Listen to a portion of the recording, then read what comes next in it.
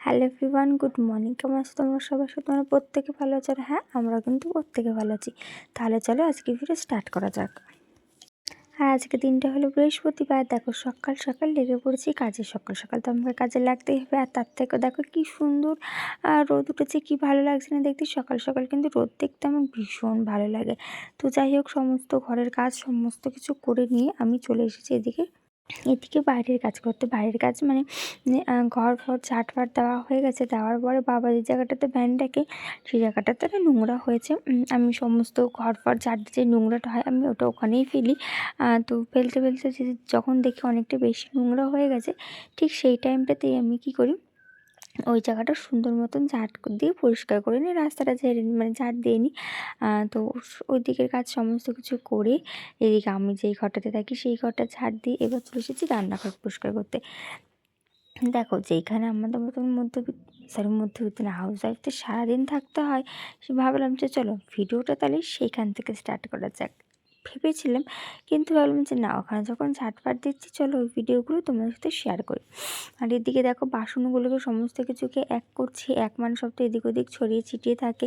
আর সকালবেলা আমার বর না একটু ডিম ভেজেছিল, শুধু ভাত তো নিয়ে যেতে পারে না, সেহেতু ওর আমাকে ডাকে না। সকালবেলা ডিম ভাজতে হয় বা আলু ভাজতে হয় বা যাই ভাজতে হোক না কেন, ও নিজে থেকেই ভেজে নেয়, আমাকে আর ডাকে না। কারণ ও তো উঠে ধরো ওই 5টা নাগাদ। তো ওই 5টার সময় আমাকে আর ডাকে না, বলে যে না তোমাকে আর উঠতে হবে না, তুমি শুয়ে থাকো, আমি তো আলু বা যাই হোক আমি একটু ভেজে নিতেই পারবো। তো ভেজে নিয়ে কাজে চলে যায়। খেয়ে দিয়ে ও খায় বলতে ভাত খায় না, ওই কোনো রকম ধরো জল বিস্কুট খায় বা ছাতু মুড়ি খায়, এটাই খেয়েও কাজে চলে যায়। তারপর তো টিফিন খেয়ে তারপর তো বাড়ি চলে আসে। যাই হোক, তো দেখো সমস্ত কিছু এদিকে গোছগাছ করে এদিকে আমি চলে এসেছি বাসন মাজতে। আর এই যে দেখবে ব্ল্যাক স্টোনের ওপর না বাসন মাজতে ভীষণ অসুবিধা হয়, বিশেষ করে তোমার কড়াইগুলো, যখন কড়াইগুলো মানে মাজি না, ভীষণ অসুবিধা হয়। যেমন বেসিন ছিল আমার ওই বাড়িতে, এত মাজতে অসুবিধা হতো কি বলবো। হ্যাঁ, এখনও সেমই হয়। কারণ জানি না কেন ব্ল্যাক স্টোনের ওপর না মাজতে গেলে ভীষণ স্লিপ কাটলে পড়ে যাওয়ার সম্ভাবনাটা বেশি থাকে। সেহেতু না আমি যেন ঠিকঠাকভাবে ব্ল্যাক স্টোনের ওপর বাসন টাসন মাজতে পারি না। যাই হোক, আর এদিকে দেখো জামা কাপড় চেঞ্জ করে একটু গায়ে গঙ্গা জল দিয়ে ফ্রেশ হয়ে নিয়ে চলে এসেছি একেবারে রাধাগোপাল তুলতে। এখন বাজে ওই 8:30 মতন। প্রতিদিন ভাবি 6টার সময় উঠবো, কিন্তু জানো তো হয়েই ওঠে না 6টার সময় ওঠা, কেন জানি না, বুঝতে পারি না। যাই হোক, ভাবি কি আমার বর যখন কাজে যায় বেরিয়ে যায় তখন ভাবি কি আর ঘুমাবো না, কিন্তু ঘুমাবো না বলতে বলতে ঘুমিয়েই পড়ি। কী হয়েছে বলো তো, যখন ডাক্তার দেখাতে গেছিলাম তখন উনি বলেছিল তোমার শরীর এতটাই দুর্বল যে সারাক্ষণ শুধু ঘুম পাবে আর ঘুম ফেলে আর উঠতে ইচ্ছা করবে না। হ্যাঁ গো বন্ধুরা, আমার না সেটাই হয়, ভীষণ পরিমাণে ঘুম পাই, আর একবার ঘুমালে আর ঘুম থেকে যেন উঠতে ইচ্ছা করে না। জানি না কবে দুর্বলতাটা ঠিক হবে। যাই হোক, আর তো যখনই উঠতে বসবো বা কিছু করতে বসবো ভক ভক করে মাথাটা ঘুরে যায়, জানে না তো। এই যেমন এখন গোপালদা আমি উঠবো চা করার জন্য, আর ফক ফক করে যেন তো মাথাটা ঘুরে যাবে না, হঠাৎ করে এরকম মাথাটা ঘুরে যাচ্ছে। তো যাই হোক, এদিকে দেখো সমস্ত কিছু কাজকর্ম সেরে নিয়ে এবার চলে এসেছি চা খেতে। সমস্ত কিছু কাজ বলতে এখন কিন্তু সকালে টিফিনটা বাকি রয়েছে, শুধু রাধা গোপালটাই দিয়েছি, দিয়ে নিয়ে চলে এসেছি চা খেতে। মায়ের আলাদা চা করে দিয়েছি, আর বাবা আজকে জানো তো হরলিক্স খেয়েছে। আর এদিকে আমি আমার চা নিয়ে বসে পড়ছি। এবার হচ্ছে সকালে রান্না হবে। আর আজ হচ্ছে 6 তারিখ, মানে হচ্ছে আমি এসেছিলাম 1 মাসেরও ওপর, 1 মাস 2 মাসেরও উপরে হয়ে গেল। আর ভালো লাগছে না গো এখানে থাকতে। মনে হচ্ছে কি কখন বাড়ি যাবো, কখন নিজের সংসারটাতে গিয়ে কাজকর্ম করবো। এখানে তো করছি ঠিকই, এটা তো মায়ের সংসার, তো আমার সংসার না বলো, মনে হচ্ছে কখন আমি আমার সংসারে গিয়ে কাজ করবো। বাবার বাড়ি যতই সুন্দর হোক না কেন, পরের বাড়ি যদি ভাঙাচোরা টিনের হয় সেটাই কিন্তু ভালো লাগে, তাই না বলো? যেমন দেখো আমার এখানে বাপের বাড়িতে 3টে ঘর, মানে সুন্দর সুন্দর ঘর, প্লাস্টার করা, শান করা, রং করা, সমস্ত কিছু বেশ সুন্দর, কলের ব্যবস্থা সমস্ত কিছু বেশ ভালোই রয়েছে। আর আমার ওই বাড়িতে দেখো টিনের ঘর, ভাঙাচোরা দেয়াল, প্লাস্টার করা নেই, রং করা নেই, শান পর্যন্ত করা নেই, কিন্তু যেন ওটাই যেন ভালো মনে হচ্ছে। বাবার বাড়ি যতই সুন্দর হোক না কেন, বরের বাড়ি টিনের হলেও কিন্তু সেটা রাজপ্রাসাদ হয়, তাই না বলো? কে কে আমার সাথে একমত অবশ্যই এটা কমেন্ট করে কিন্তু জানিও। আশা করি প্রত্যেকেরই তাই হবে, নিজের সংসার কিন্তু নিজের সংসারই হয়, তাই না বলো? ওটা আলাদাই একটা মায়া, আলাদা একটা টান থাকে।